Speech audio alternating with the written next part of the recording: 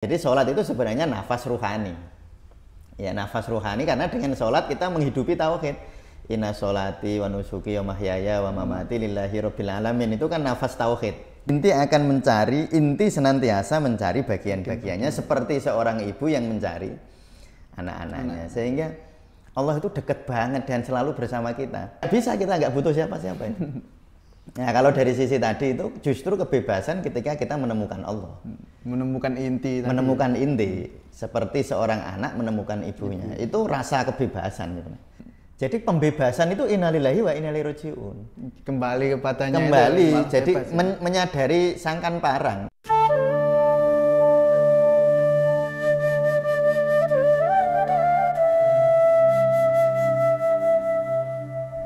Assalamualaikum warahmatullahi wabarakatuh. Waalaikumsalam warahmatullahi wabarakatuh. Halo teman Sufi, kita kembali lagi di sesi ngerumat ngaji Rumi sebagai terapi.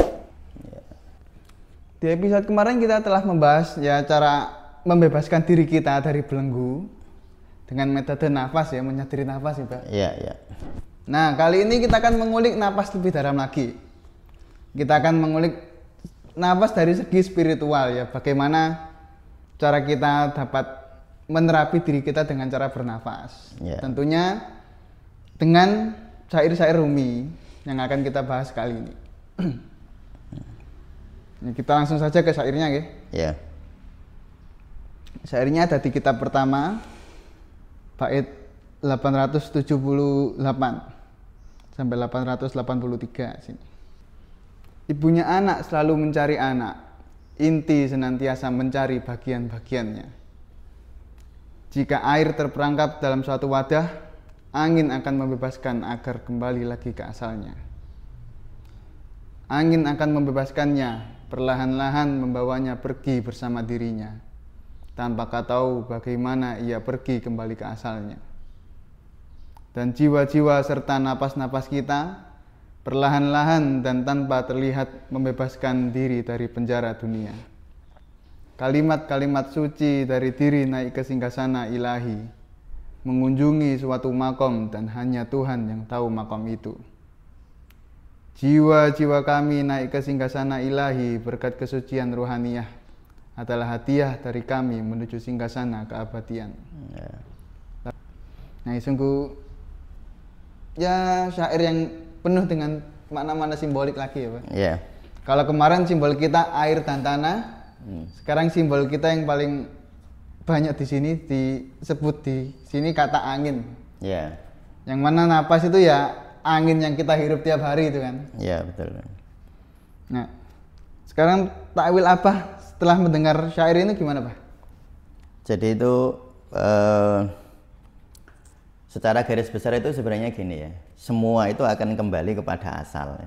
Nah kan sebenarnya gitu, karena ibu akan mencari anaknya. Jadi ibu itu kan asal dari anak. Jadi ini Mas Fatih, saya ini kan asalnya ibu. Maka di sini Rumi mengatakan ibunya anak selalu mencari anak. Inti senantiasa mencari bagian-bagiannya. Bahkan ini, jika air terperangkap dalam satu wadah, angin akan membebaskannya agar kembali lagi ke asalnya. Jadi ini Rumi menyimpulkan bahwa sang pembebas air itu angin. Ya, yang membebaskan air itu ya angin. Makanya nanti pada kita sudah sering kita Mas Fatih, sudah sering kita sampaikan ayat wa nafakhtu fihi mir ruhi. Jadi hidupnya kita ini karena hembusan nafas ya. Nafas ilahi itu dalam dimensi rohaniyahnya. Dan dalam dimensi fisik ya kita itu hidup karena nafas. Jadi orang itu hidup itu kan karena nafas ya, oksigen masuk ke dalam tubuh kita, lalu oksigen melakukan mendorong terjadinya metabolisme sehingga melalui oksigen itu ibarat ini loh Mas, ibarat itu api itu loh, gas LPG-nya ya, gas LPG-nya yang nanti dia menjadikan api sehingga api bisa mengolah masakan. Nah oksigen itu fungsinya kayak gitu, maka ketika oksigen itu di dalam tubuh kita kurang baik ya, nafas itu kurang baik, maka terjadi mal metabolisme yang terganggu.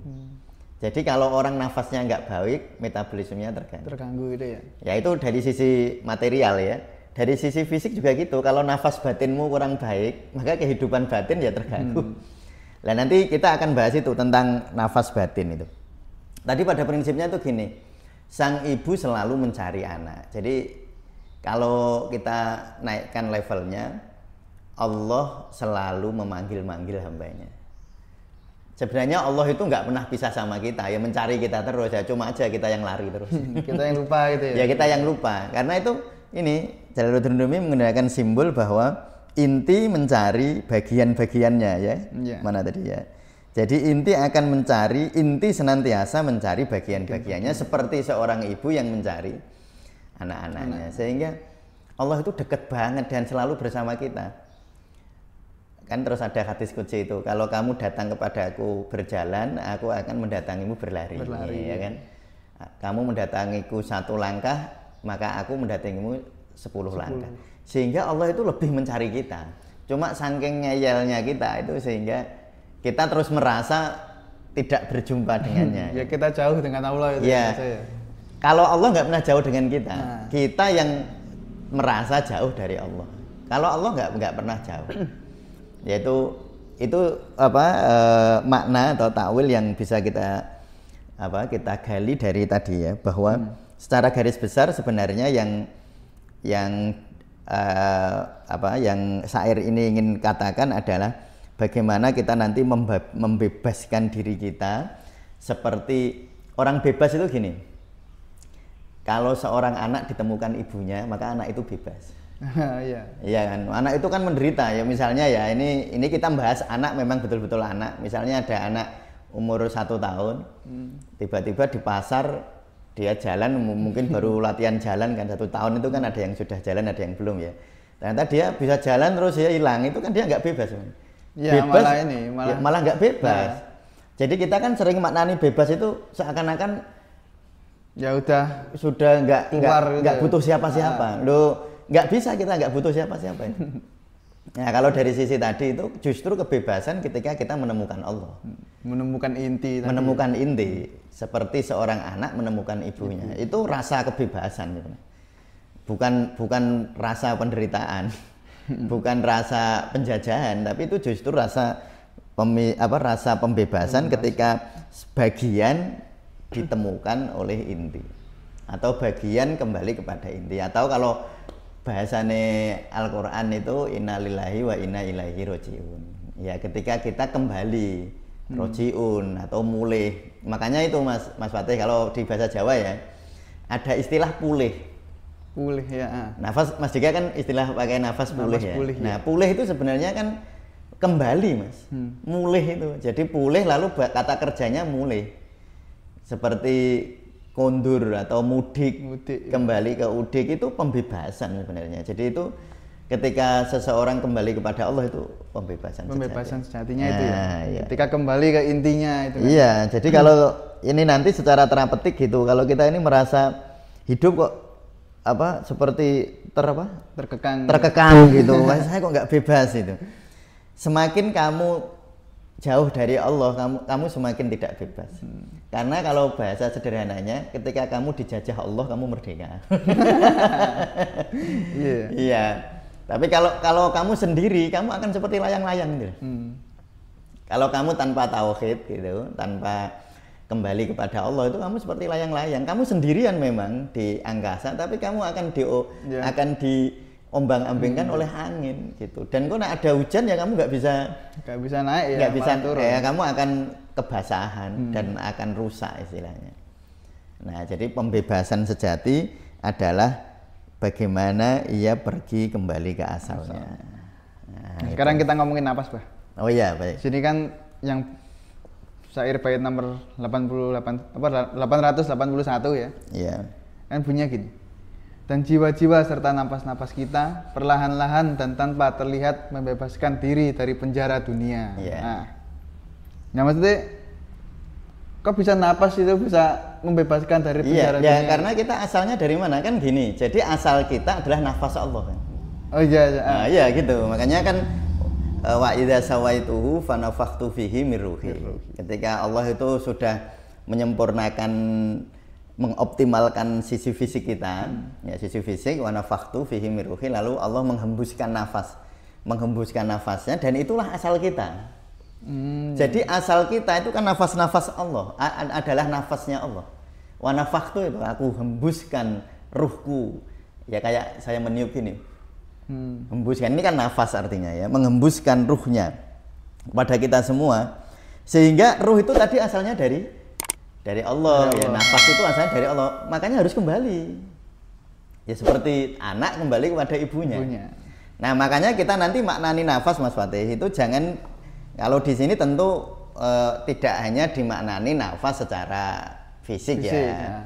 Makanya kalau di zikir nafas, ya zikir nafas itu kan ada 5 level. Zikir nafas itu ya, level jasadi, lalu nanti masuk ke level kolbi, nanti ada level ruhi, dan seterusnya nanti sampai di level fana. Makanya kalau yang di jasadi itu ya nafas yang gini, kayak kita bernafas ini. Tapi jadi kalau di tasawuf itu gini Mas Fatih, sesuatu yang makin kasar itu adalah bagian dari yang halus. Jadi semakin kasar dia semakin dunia bawah itu dia. Nah dunia bawah adalah pancaran dari dunia batin, sehingga nafas itu memiliki makna batin. Nah gitu. Sehingga kalau orang itu bernafas, sebenarnya dia sedang menjalin keterhubungan dengan semesta. Ini nafas ya, nafas fisik dulu ya. Jadi kalau saya tarik nafas, saya mengambil oksigen dari semesta. Waktu saya menghembuskan nafas, saya memberi semesta CO2. Ya, jadi O2 saya ambil dari udara, lalu sang semesta menerima CO2 dari yang bernafas tadi. Sehingga bernafas itu sebenarnya ketauhidan, kepenyatuan kita dengan semesta. Dan nanti kalau nafas batin itu penyatuan kita kembali kepada asal muasal gitu, kepada wa nafakhtu fihi min ruhi itu. Kembali kepada asal muasalnya. Sehingga nanti juga begitu. Mungkin secara lebih rinci nanti bisa dilihat di zikir nafas ya, tekniknya yang lebih teknis, tapi nanti kita bicara secara simbolismenya di sini ya. Jadi sebenarnya ruhani kita itu kan butuh oksigen rohani loh. Ya, oksigen rohani itu tauhid. Nanti kan kalau ritual-ritualnya kan banyak, bisa membaca Asmaul Husna, bisa, itu kan penghayatan terhadap oksigen rohani. Ya, jadi tauhid itu kan bisa kita bangun secara ritual ya, dengan sholat. Sholat itu kan membangun tauhid. Jadi sholat itu sebenarnya bernafas. Iya, jadi sholat itu sebenarnya nafas rohani. Ya, nafas rohani, karena dengan sholat kita menghidupi tauhid. Inna sholati wa nusuki wa mahyaya wa mamati lillahi rabbil alamin. Itu kan nafas tauhid. Bahwa tidak ada Tuhan, tidak hidupku, matiku, ibadahku ini semuanya lillahi rabbil alamin, miliknya Allah. Lalu dalam sholat juga at-tahiyatul mubarakatuh sholawatut thayyibatu lillah. Bahwa kemuliaan, keberkahan, cinta kasih sampai ke kesucian itu lillah. At-tahiyatul mubarakatuh sholawatut thayyibatu lillah. Itu miliknya Allah. Dan itu adalah cara kita bernafas secara rohani. Nah, nanti kita bisa hayati. Nah, kalau secara fisik tadi kita hayati, oksigen kita hirup, karbon dioksida kita hembuskan. Kalau secara rohani itu nanti kita hayati, kita menarik dari Allah. Waktu narik nafas ya dari Allah kan, ya oksigen dari mana asalnya kalau nggak Allah. Lalu karbon dioksida juga menuju Allah. Jadi sebenarnya kalau secara rohani itu gini Mas, inhalasi itu narik nafas ya, itu innalillahi, kita miliknya Allah atau dari Allah. Wa inna ilaihi raji'un itu ekshalasi. Jadi innalillahi, kita inhalasi, menyadari dari mana kita berasal. Oh, ternyata saya ini hidup, kalau secara fisik ya, berasal dari oksigen. Nah, secara rohani kita harus lebih dalam, oksigen itu siapa yang memberi karunia oksigen? Atau bahkan siapa yang memberi karunia sehingga paru-paru kita kok bisa nangkap oksigen? Nah, kok paru-paru kita kok punya alveolus ya namanya. di paru-paru itu nanti di sel-sel paling intinya alveolus itu kan terjadi pertukaran oksigen dan CO2.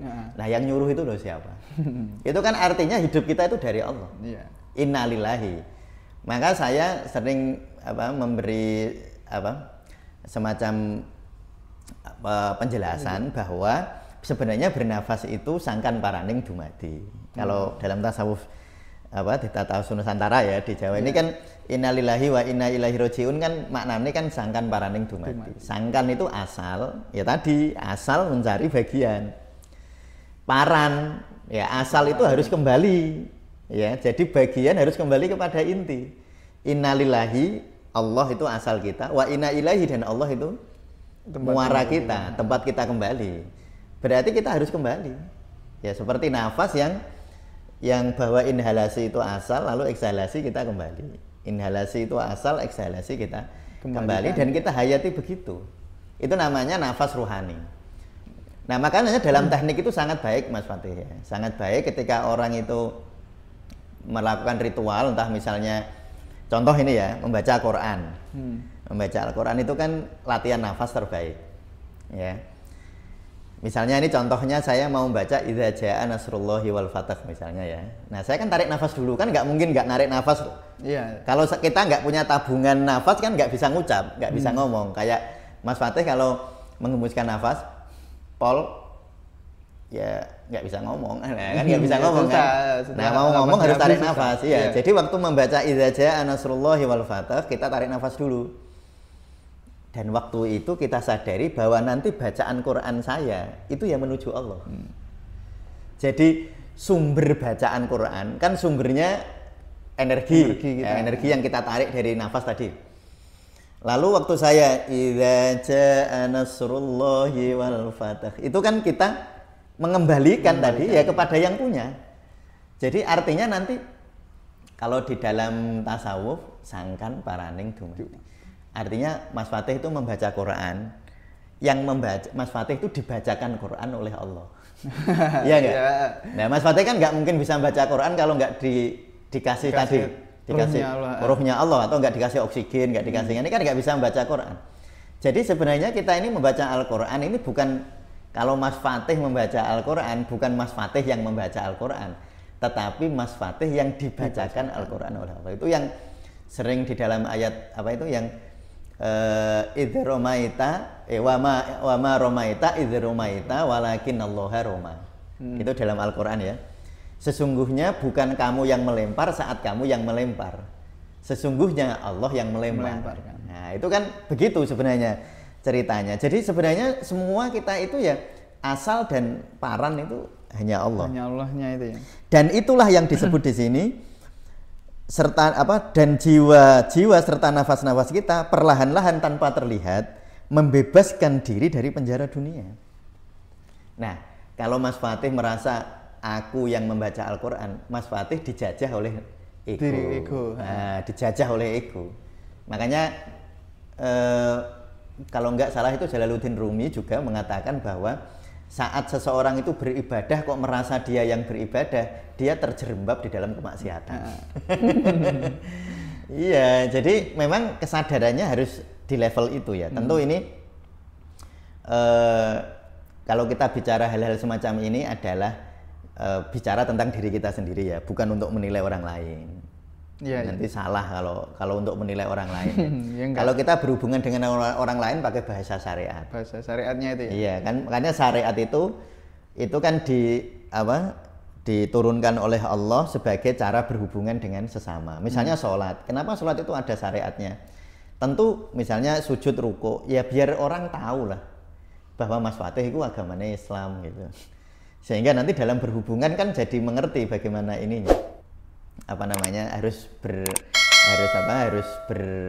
bergaul, berinteraksi itu harus bagaimana. Jadi sebenarnya syariat itu lebih dominan dipakai sebagai teknik. Ya, sebagai muamalah kita kepada sesama manusia. Tetapi kalau hakikat itu adalah komunikasi kita dengan diri kita sendiri, ma'rifatun nafas. Yaitu memahami diri. Jadi ini bukan untuk tadi loh ya. Terus kita menilai orang lain, si dia itu kalau nafas nggak mudeng dia itu, harusnya nafas itu ada nafas batin. Ya itu enggak bermanfaat ya. Jadi sebenarnya itu tadi saya kembali bahwa membebaskan diri dari penjara dunia. Ini kan kita bicara pembebasan ya. Pembebasan. Itu sebenarnya apa? Ya kembali kepada asal muasal. Dan itu bisa kita latih dengan itu tadi Mas Fatih. Bisa kita latih dengan penghayatan. Jadi inhalasi waktu kita nafas ini dari Allah. Ekshalasi menuju Allah. Dan nanti berputar terus begini ini. Berputar terus fisiknya ini ya. Yeah. Kalau ruhaninya abadi Mas. Abadan. Iya, tapi kalau nafas fisiknya ada batasnya sih. Ada orang tuh dijatah Allah 10 juta kali nafas dalam hidup, ada yang dijatah Allah cuma berapa juta kali nafas. Karena kalau menurut guru saya, jatah hidup itu bukan usia, tapi jumlah nafas. Maka orang semakin lambat nafas, logika menurut guru saya ya, itu makin panjang usia. Dan itu secara logika ilmiah bisa dijelaskan. Ya mungkin nanti di ngaji nafas Mas Dika mungkin bisa menjelaskan itu secara lebih detail manfaat-manfaat nafas. Tetapi di dalam konsep ngerumat, yaitu kita belajar tentang melalui Jalaluddin Rumi ini, kita belajar tentang itu Mas. Belajar tentang ruhaninya bernafas. Ruhaniah bernafas. Nah, bernafas secara ruhaniah. Bukan bernafas secara fisik. Nah, tetapi sekali lagi fisik itu kan simbol dari ruh. Dari ruhani jadi. Makanya ini yang wujud materi ini kan sebenarnya gambaran kalau secara sederhana bisa kita katakan bahwa gemebiarnya semesta adalah kebesaran Allah. Kan itu.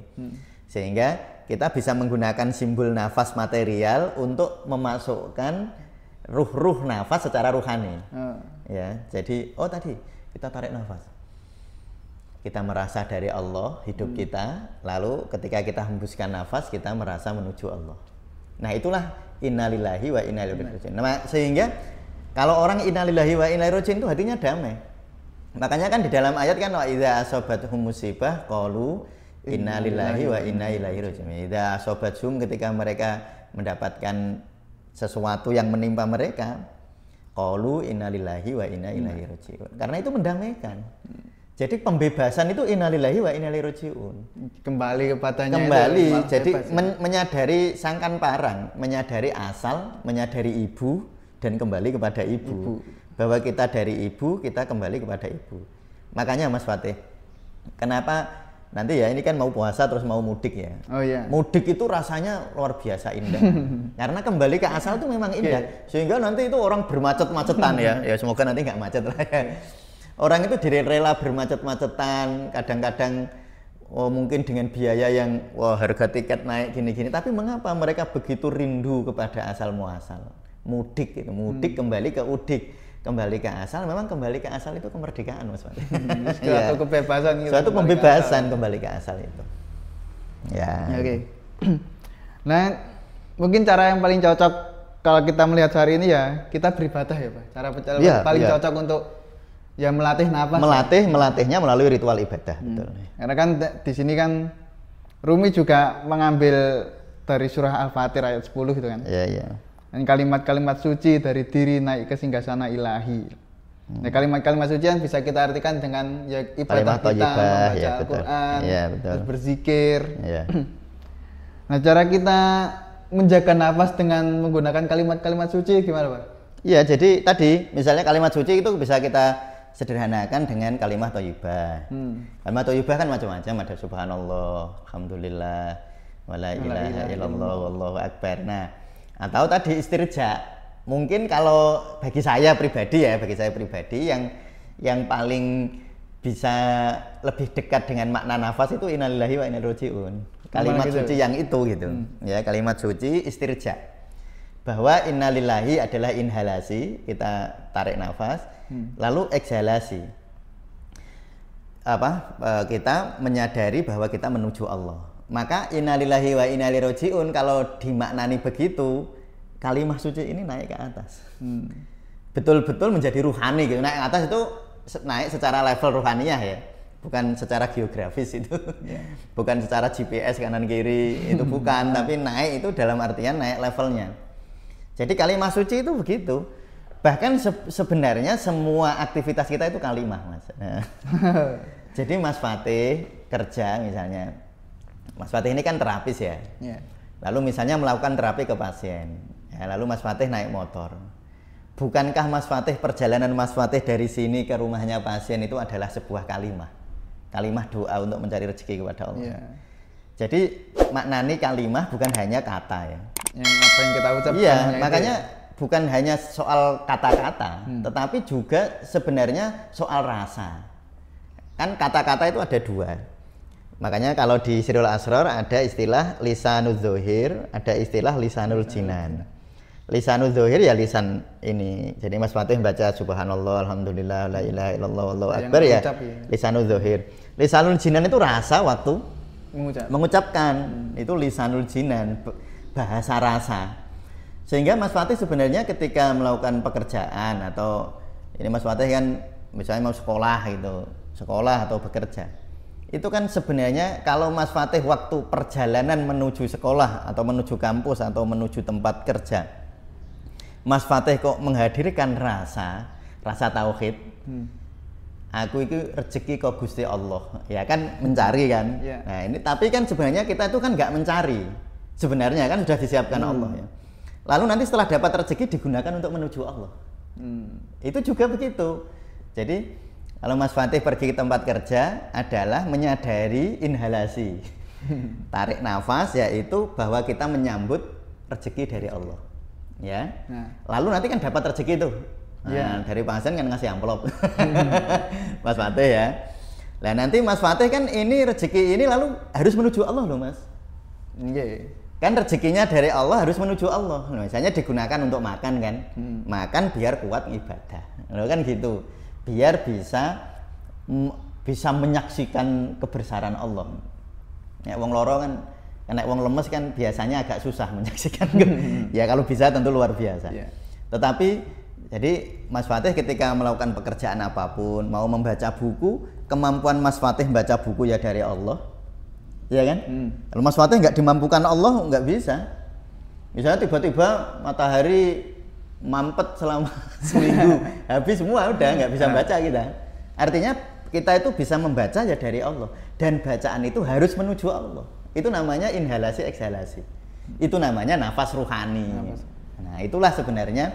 Lalu Jalaluddin Rumi, kalimah-kalimah suci dari diri, kan dari ego rumangso kita ya, rumaos kita. Apa rumangso itu bahasa Indonesianya apa? Ya menurut. Ya menurut kita ya, menurut kita itu kan apa namanya kalimah-kalimah suci dari diri kan. Maka harus dinaikkan ke singgasana ilahi. Dinaikkan ke singgasana ilahi itu tadi dimaknani Mas, dimaknai gitu. Sehingga nanti jiwa-jiwa kami naik ke singgasana ilahi berkat kesucian ruhaniyah. Lah ruh itu apa? Ya dari Allah. Ya dari Allah. Ya menuju Allah. Jadi itu yang disebut nafas ruhani ya. Jadi kalau nafas fisik silahkan belajar di zikir nafas. Masalah teknik-teknik nanti bisa kalau secara fisik bisa ngaji nafas, secara teknik-teknik bisa diatasi ya. Nanti secara simbolisme sufistik, terutama di Jalaluddin Rumi kita bisa lihat di Ngurumat ini. Yeah. Sebenarnya itu kan tiga-tiganya ini kan memang kita di tasawuf Indonesia itu kan ingin mempelajari sesuatu syariat hakikat ma'rifatnya ya. Jadi syariat nafas atau tata cara nafas secara dohir ya di ngaji nafas. Ya. Nanti secara toreko atau tekniknya di ngaji ngatasi. Nah yang agak ini kadang-kadang membutuhkan pendalaman secara hakikat ya di Ngurumat. Di Ngurumat ini ya? Ya di Ngurumat ini itu. Nah itu saya kira substansi atau hakikat nafas ruhaniyah yang kita dapat idenya, dapat inspirasinya dari syair-syair Jalaluddin Rumi ya. Ya oke, mungkin segini aja Pak ya. Oh ya siap. Untuk kali ini ya teman-teman kalau mau mendalami nafas tadi secara syariatnya mungkin bisa di sesi napas bersama Mas Dika dan Mbak Juwita ya. Ya kalau mau teknik-tekniknya, teknik thariqat tentang berzikir ya tadi Pak ya. Iya. Ya bisa diatasi. Iya. Ya, jangan bisa cari di channel ini ya, bisa scroll di sesi playlist. Kita udah susun playlistnya. Iya. Ya. Dan untuk teman-teman semoga sesi kali ini menginspirasi teman-teman sufi sekalian. Ya. Tentang tata cara bernafas secara spiritual tadi ya, secara nafas rohani. Ya.